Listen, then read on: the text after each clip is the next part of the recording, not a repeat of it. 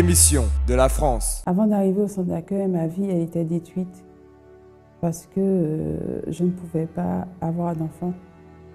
Et j'imaginais mal ma vie de femme sans vraiment avoir d'enfant. Donc j'avais beaucoup de problèmes de santé, anémie, fibrome, beaucoup d'opérations déjà sur l'utérus.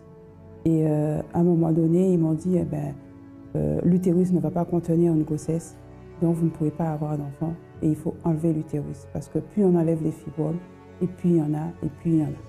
Et je concevais mal ma vie de femme sans au moins un enfant.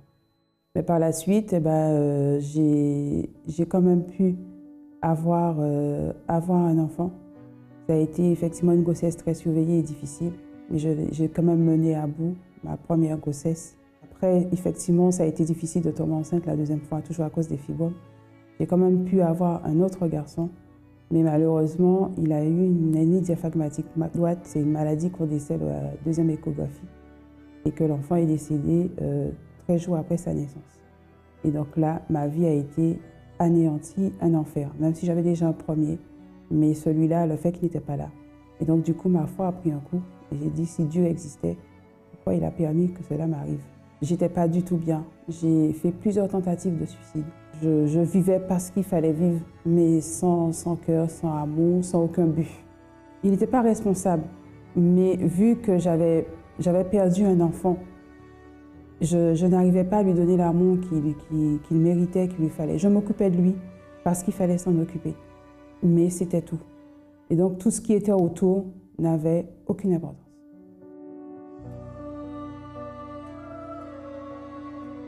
J'ai connu le centre d'accueil par le biais d'un collègue à moi qui est ouvrier ici et qui m'a parlé du centre d'accueil après l'épreuve que j'ai traversée et qui m'a dit de venir prier, de venir au centre d'accueil et que Dieu va m'ouvrir les portes et que ma vie sera autrement. Et un dimanche comme ça, j'ai décidé de venir. Les médecins m'ont décelé un cancer au sein. Avant l'opération, je suis venue ici discuter avec un pasteur. Il m'a dit, si tu crois, Dieu fera le reste. Donc j'ai été sur la table d'opération. Quand je suis arrivée sur la table d'opération, il y a un médecin qui est venu qui m'a dit, faites voir vos clichés. Quand j'ai montré le cliché, il m'a dit, attendez, j'arrive. Et quand le médecin est revenu, le médecin m'a dit, vous êtes venu pour rien, parce que je ne vois rien. Ce n'est pas nécessaire de vous opérer, il n'y a rien. Je lui ai dit, mais attendez, on m'a fait 5 clichés, des scanners, des IRM et tout. Il y avait la boule qui apparaissait. Elle me dit, mais regardez le cliché, est-ce que vous voyez une boule? Je lui ai dit, non, mais elle est passée où la boule? Elle m'a dit, je ne sais pas. J'ai participé au jeûne de Daniel, j'ai participé aussi à la campagne d'Israël, étant donné que j'avais déjà perdu un enfant qui n'était pas en bonne santé. Donc c'était pour avoir un enfant en parfaite santé, bien formé et bien développé. Et c'est ce que Dieu m'a permis d'avoir au mois de décembre. Et puis pour mener aussi ma grossesse à terme, parce que j'avais aussi peur d'accoucher avant l'heure. Donc effectivement, j'ai mené ma grossesse à terme, j'ai accouché comme il fallait. C'est vrai que c'était par césarienne, mais tout s'est très bien passé et l'enfant est en parfaite santé. Le centre d'accueil, c'est tout pour moi. C'est une école aussi de vie où on apprend à développer sa foi, à affirmer sa foi, à avoir une meilleure relation avec Dieu et vraiment à avoir une attitude envers Dieu, ce que Dieu vraiment attend de nous. Donc c'est vraiment l'enseignement, c'est vraiment l'enseignement de vie. Centredaccueil.fr. Visitez notre site. Découvrez à travers notre site tout ce que nous faisons. À travers toutes nos pages, les témoignages, blogs, directement consultables sur le site. Découvrez la page Faits réels, ou l'expérience de personnes qui ont su surmonter leurs difficultés et changer, ou la rubrique vidéo, dans laquelle nos émissions vous donneront les mots qui vous motiveront à avancer. Suivez jour après jour et mois après mois tous les événements proches de chez vous. Suivez notre actualité. Découvrez toutes nos adresses, en France et à l'étranger. Et rendez-vous dans le CAU le plus proche de chez vous. Lisez les articles et messages, des articles tous les jours, avec des messages de foi et de motivation. Tout cela pour vous aider. À travers notre site, Vous pourrez aussi accéder directement au blog de l'évêque Macedo. Sur évêquemacedo.com, visitez le blog.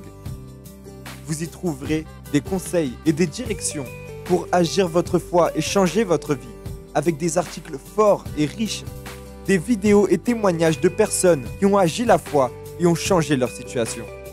Abonnez-vous en inscrivant votre nom ainsi que votre mail et recevez tous les jours les articles sur votre email. Centredaccueil.fr et évêquemacedo.com, un site et un blog fait pour vous. Centredaccueil.fr, visitez notre site.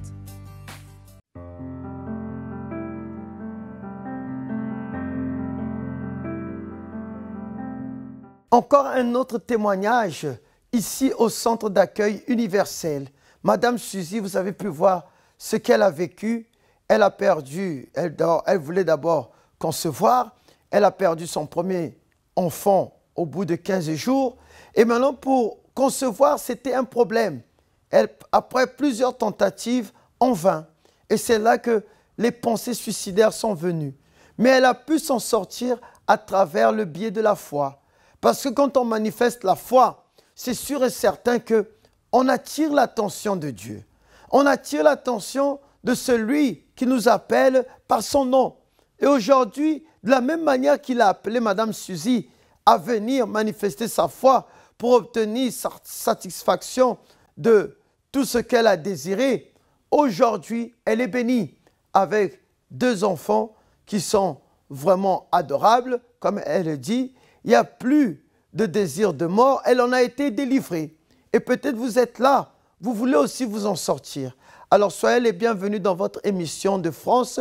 Nous sommes venus vous apporter cette parole de vie.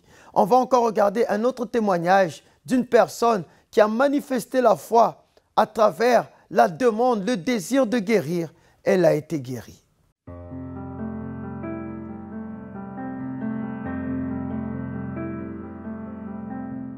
Comment était votre vie avant de connaître le travail du centre d'accueil? Catastrophique. À tous les niveaux, quel que soit, j'étais malade. Financièrement, santé, toujours en arrêt maladie à mon travail parce que ça ne marchait pas non plus. Sentimentalement parlant, n'en parlons même plus. C'était catastrophique. Mais ça a toujours été, en fait, chaque fois j'avais un moment ça marchait, un moment ça marchait plus. Ça a toujours été, jusqu'à ce que je tombe malade vraiment, suite à la perte d'un enfant que j'ai eu avec le compagnon à l'époque avec qui je vivais. Et par la suite, j'ai eu beaucoup de complications de santé. Donc, je me suis retrouvée avec une hémorragie, un peu comme la femme hémorragique dont on parle dans la Bible. Je me suis retrouvée à saigner du lundi au tous les jours. Pour les médecins, bon, ça passera, on vous a enlevé l'enfant, il faut attendre. Mais au bout de 2 mois, ça passe pas. Et on saigne comme si on avait tué un animal. Ça, je me suis dit que là, c'est pas normal. Ça veut dire votre vie sur le plan financier, sur le plan sentimental, sur le plan de la santé. En fait, sur tous les domaines, votre vie était anéantie. Tous les domaines, rien ne fonctionnait. Donc, j'avais même programmé de me suicider. J'étais quand même accro un moment aux antidépresseurs. Donc, j'ai dû faire le psychiatre, le psychanalyste, le psychothérapeute. Je crois que j'ai tout consulté, quoi. Et à un moment, je me suis arrêtée parce que j'arrivais même plus. J'étais comme une sorte de légume. J'arrivais même plus ni à réfléchir. Et mes collègues me disaient, est-ce que tu t'es vu? Donc, j'ai décidé d'arrêter. Mais ma vie a empiré. Comment est-ce que vous avez connu le travail du centre d'accueil? Par rapport à tout ce qui m'est arrivé au niveau de ma santé, j'étais partie aux Antilles et ma tante qui est au centre d'accueil, c'était quelqu'un qui était à 100% avec les voyants, les médiums. Elle a décidé de se convertir et lorsqu'elle m'a dit, France-Lise, quand tu retournes chez toi, va au centre d'accueil, ça existe en métropole, cherche. Et comme je dirais, Dieu a fait, ce jour-là, je tombe sous l'émission. À l'époque, c'était l'évêque Victor, il fallait prendre un verre d'eau. C'est la première fois que je tombe sous l'émission, donc j'ai commencé à suivre l'émission, à boire le verre d'eau. Et là, je me suis dit, de toutes les manières, j'ai rien à perdre, je vais me suicider. Il faut que je trouve, ce lieu. Donc c'est comme ça que j'ai décidé de venir. Lorsque vous êtes arrivé, qu'est-ce que vous avez fait ici pour que votre vie puisse changer? Je venais du lundi au dimanche. J'ai fait toutes les chaînes de prière. Je faisais le mardi pour ma santé. Quand j'ai commencé à faire le mardi pour ma santé, j'ai été à la clinique. Le gynéco m'a dit, on doit vous opérer d'urgence. C'est pas bon par rapport à mon problème de sang. Et c'est quand ils ont vu qu'il y avait encore, je pense que c'est un petit bout de fœtus qui est en train de pourrir peut-être dans mon ventre. Et c'est pour ça que j'avais une hémorragie. Il m'a dit, c'est pas bon, on doit vous opérer d'urgence. Et le jour de l'opération, je me rappelle, ils n'arrivaient même pas à me piquer pour mettre l'anesthésie. J'ai dit, mon Dieu, c'est pas normal. Maintenant, aide-moi. Et après, ça s'est bien passé. Quelques temps après, plus de sang. J'avais aussi un problème de sciatique. Plus de sciatique. Et également, j'ai demandé à Dieu, Seigneur, je te donne ma vie, mais enlève-moi de cet appartement. Parce que mon ex-compagnon, lorsqu'il venait, c'était pour m'agresser. Donc, j'allais dormir aussi chez des gens à droite, à gauche. Chaque fois, quand il venait, c'était m'agresser à chaque fois. Donc, du coup, j'ai dit, aide-moi, je vais me donner à toi, mais donne-moi une maison, il faut que je sorte de là. Et Dieu a fait, je suis arrivée, je vais dire, fin septembre. J'ai fait la campagne en novembre. Janvier, j'avais déjà un appartement. Et 6 mois après, j'avais déjà autre chose. Dieu a fait. Problème de santé, complètement guéri. Mais le plus important, j'étais pas délivrée. J'ai dû faire des campagnes pour ça parce que j'étais pas bien. J'ai demandé à Dieu dans les campagnes, délivre-moi, je veux être bien, je veux recevoir ton esprit, délivre-moi. J'ai fait des campagnes pour ma délivrance. Je venais le vendredi, je faisais le dimanche. Dieu, il a fait. Et il continue encore. Ça veut dire à travers les chaînes de prière, les campagnes d'Israël, Dieu vous a complètement restauré. Restauré totalement. Même à mon travail, mon niveau 9, puisqu'on a plusieurs hiérarchies, qui me mettait toujours des bâtons dans les roues. Et c'est elle maintenant qui me donne des dossiers de faveur pour dire, France-Lise, elle est ici, elle est compétente. Donc, je suis montée en grade et Dieu fait encore dans mon boulot. Donc, je ne peux pas dire que Dieu n'agit pas. Il est formidable. Madame France-Lise, vous faites partie de quel centre d'accueil? Centre d'accueil de Paris. Passez une très bonne journée. Merci.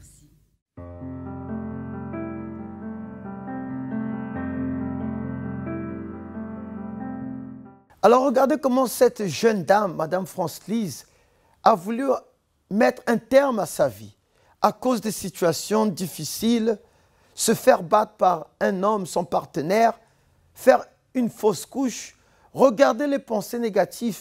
Et ça, c'est le deuxième témoignage que la personne voulait se suicider. Et peut-être vous êtes là, vous êtes en train de nous regarder et c'est ce qui se passe dans votre pensée, dans votre esprit.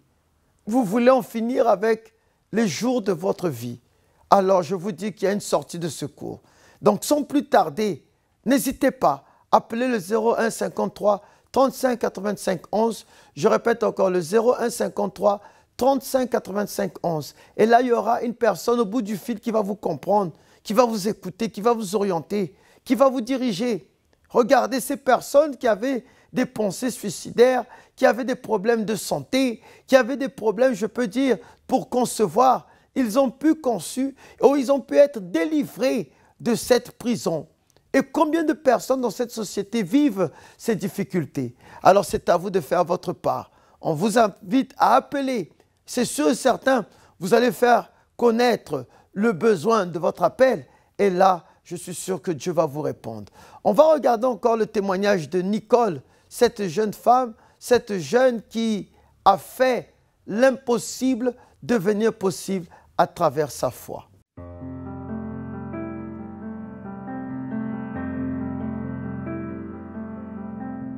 Comment était ta situation avant d'arriver au centre d'accueil universel? Alors avant d'arriver au centre d'accueil, j'étais malade. J'avais l'asthme depuis l'âge de 10 ans. Et aussi, dans ma famille, ça n'allait pas trop parce que j'avais ma mère qui avait beaucoup de soucis de santé aussi. C'est la raison pour laquelle elle est venue en France. Et ça n'allait pas aussi avec ma soeur parce qu'on vivait chez elle et il y avait beaucoup de disputes. Donc du coup, il y avait beaucoup de haine dans la famille et on ne s'entendait pas du tout. Et même les disputes allaient jusqu'à prendre même des couteaux, etc. C'était très violent. Ma mère était très impulsive. Et du coup, moi aussi, ça fait que j'ai eu aussi beaucoup de haine envers ma soeur, envers ma mère. Et j'étais très colérique. Alors, cela a duré combien de temps? Jusqu'à l'âge de 21 ans, 22 ans. 21 ans, 22 ans. Oui. Alors, c'est là que tu es arrivé au centre d'accueil avec cet âge? Oui, je suis arrivée au centre d'accueil par une invitation d'une amie. Ok. Et quand tu es arrivé ici, qu'est-ce qui s'est passé pour que cette situation change? Parce que je pense que cette situation ne te rendait pas du tout heureuse. Tu étais malheureuse, tu souffrais. En voyant ta famille dans cette situation, en se voyant aussi malade. Qu'est-ce que tu as fait pour changer cette situation? Alors, quand je suis arrivée, j'ai entendu déjà des témoignages, j'ai entendu aussi les pasteurs parler. Et il y avait d'abord le pardon, je devais pardonner à ma famille, être différente, mais j'arrivais pas parce que c'était trop difficile. Et j'arrivais pas, c'était très difficile. Et quand je suis arrivée, je crois en janvier, on sortait de la campagne d'Israël. Donc 3 à 4 mois après, il y avait une campagne d'Israël qui parlait de la peur. Je crois que c'était sans peur. Et du coup, ce que j'ai fait, je me suis dit, j'ai rien à perdre. Donc, ça fait pas longtemps que je suis à l'église, donc j'ai rien à perdre, donc je vais voir la différence. Donc, ce que j'ai fait, j'ai pris mon enveloppe. Pendant ce temps, tout était bloqué parce que je persévérais une bourse au fait d'études et la bourse d'études était complètement bloquée. Quand je l'ai mise sur l'hôtel, à partir de là, déjà, ma bourse, au fait, ils m'ont fait un rappel, plus de 5 000 € que j'ai reçu. Et suite à ça, au fait, j'ai vu aussi le changement dans ma façon d'être. J'étais plus impulsive comme avant. Je commençais à parler différemment à ma mère, différemment à ma sœur, et ils ont vu le changement en moi. Et après, j'ai continué. La prochaine campagne d'Israël, j'ai fait par rapport à ma maladie, parce que quand c'était l'hiver, à partir de janvier-février, je faisais beaucoup de crises d'asthme. Au fait, donc, je prenais toujours des médicaments. J'étais allergique à la poussière. Quand il y avait un peu de poussière, je faisais des crises. Les nuits, je dormais pas parce que j'arrivais pas à respirer. Je dormais toujours avec la ventoline à côté, enfin près de mon oreiller. Si j'ai pas ma ventoline, je suis pas bien. Parfois aussi, quand je courais trop de sport, j'arrivais pas à respirer. En fait, c'est comme si mes poumons étaient bouchés. Au fait, j'arrivais pas à trop respirer. C'était vraiment fatigant en fait. Donc je me suis dit qu'il fallait que je fasse plus. Donc j'ai commencé à faire les réunions du mardi aussi. Et la prochaine campagne d'Israël, après celle que j'ai faite, j'ai mis sur l'autel aussi, j'ai engendré mon sacrifice. Et suite à ça, 6 mois après, j'ai été faire des examens de routine chez l'allergologue pour voir un peu comment se portent mes allergies. Et il m'a demandé de souffler dans un essai de machine. Et quand j'ai soufflé, il a essayé d'examiner un peu mon souffle, il m'a dit vous n'êtes pas malade? J'ai dit bah si, je suis malade. Il m'a dit non, parce que vous avez les poumons d'une personne qui n'a jamais été malade. J'ai dit mais ça fait 10 ans que je suis asthmatique, j'ai des crises. Il dit non mais non, vous êtes pas malade. Il m'a même fait le papier comme quoi je ne suis pas malade et que toutes mes allergies en gros sont terminées. Et j'avais fait aussi la campagne par rapport à ma mère aussi, parce que elle est très très très mal aux pieds.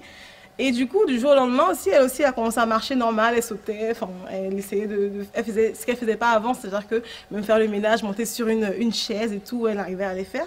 Et je dis, mais maman, tu te rends compte que là, tu arrives à faire des choses? Elle me dit, oui, c'est vrai, qu'est-ce qui s'est passé? Je dis, je fais une campagne d'Israël pour ça. Et elle m'a dit, oui, ça va être 2 ou 3 ans, là, je sens plus le mal. Elle monte les escaliers, normal, il n'y a plus rien. Donc, ça vaut la peine de sacrifier sur cet hôtel? Ah oui, ça vaut la peine. Alors, quel conseil tu donnes à ces personnes qui nous regardent en ce moment, qui peut-être sont malades, asthmatiques aussi, n'ont pas de papier, les enfants, peut-être ils ont des enfants à ton âge, qui souffrent, qui sont malheureux, qui sont dans les vices. Quel est le conseil que vous donnez à ces personnes? Déjà, quand vous venez ici et qu'on vous parle de sacrifice, de ne pas critiquer, parce que sincèrement, c'est la réponse à tous les problèmes. Parce que moi, c'est grâce à l'hôtel que je suis plus viciée dans l'alcool, dans tout ce qui est... J'étais délivrée, parce que j'avais beaucoup de problèmes. J'étais très triste, beaucoup d'impulsivité, de haine, etc.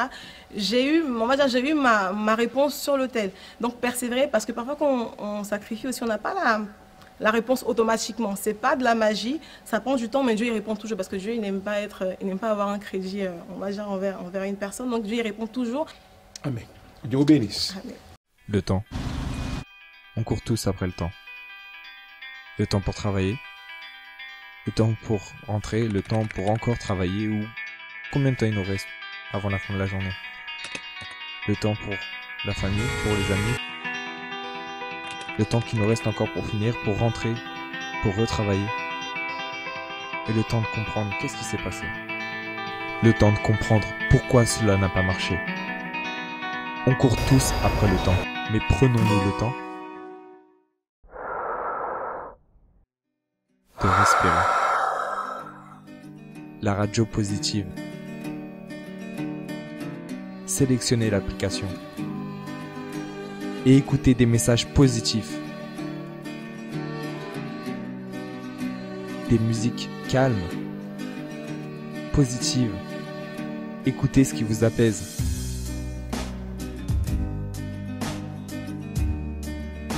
Suivez nos programmes. Paroles de vie, entre femmes, paroles de foi ou encore la thérapie de l'amour. Retrouvez le sourire. Prenez du temps avec votre famille en visitant notre site ou encore notre Facebook, notre Twitter ou notre YouTube directement sur l'application. Prenez le temps. Prenez du temps pour vous. Radio Positive. En téléchargement gratuit sur Google Play, l'App Store ou en écoute sur radiopositive.fr.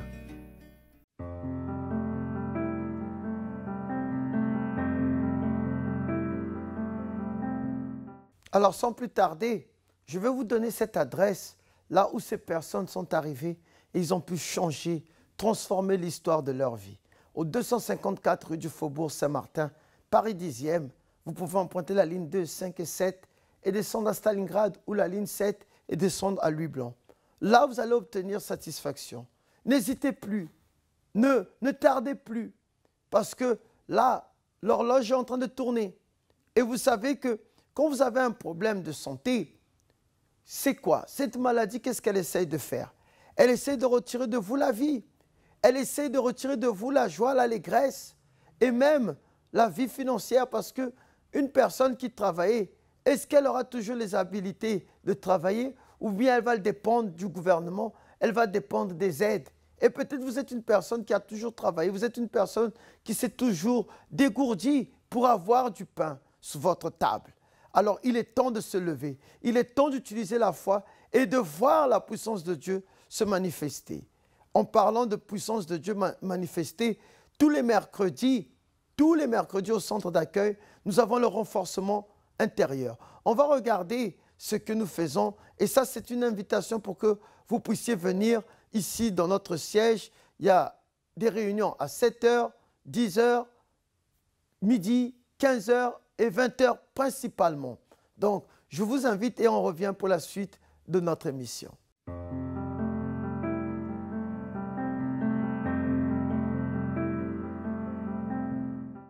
Étude biblique. Une réunion pour votre intérieur. Méditez sur la parole de Dieu. Développez votre communion avec Dieu. Chaque mercredi à 10h, 15h et 19h30. Également à 7h, midi et 20h au siège. Pour plus d'informations, visitez notre site centredaccueil.fr ou appelez-nous au 01 53 35 85 11. Étude biblique. Chaque mercredi dans tous nos centres d'accueil.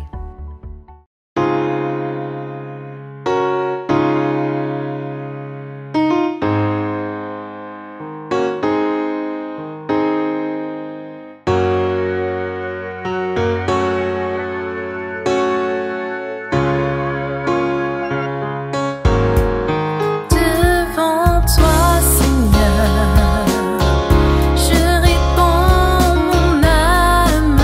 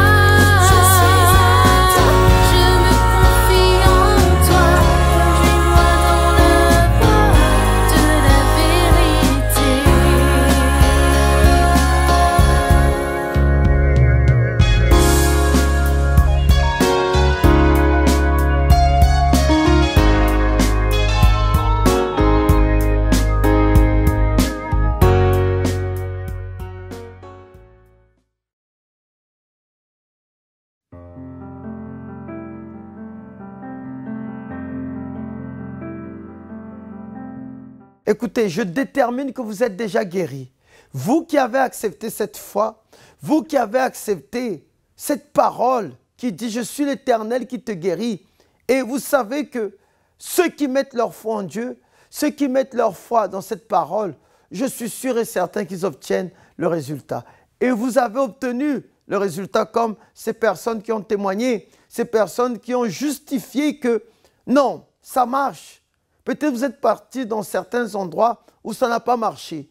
Mais nous ne disons pas que c'est le centre d'accueil où nous n'attribuons pas au centre d'accueil les guérisons. Non, c'est la foi de la personne à travers les Saintes Écritures qui sont écrites que non, je suis l'Éternel qui te guérit. Maintenant, c'est à la personne de croire, d'absorber cette parole et d'obtenir gain de cause. Alors, si vous voulez en savoir plus par rapport au centre d'accueil, vous pouvez naviguer sur notre site internet centredaccueil.fr ou bien vous pouvez appeler le 01 53 35 85 11. Et là, au bout du fil, il y aura une personne qui pourra vous orienter, vous diriger et même vous dire quels sont les horaires des cultes qui vous seront favorables. Alors, je vous souhaite une bonne journée ou une bonne soirée de là où vous nous regardez et que Dieu vous bénisse.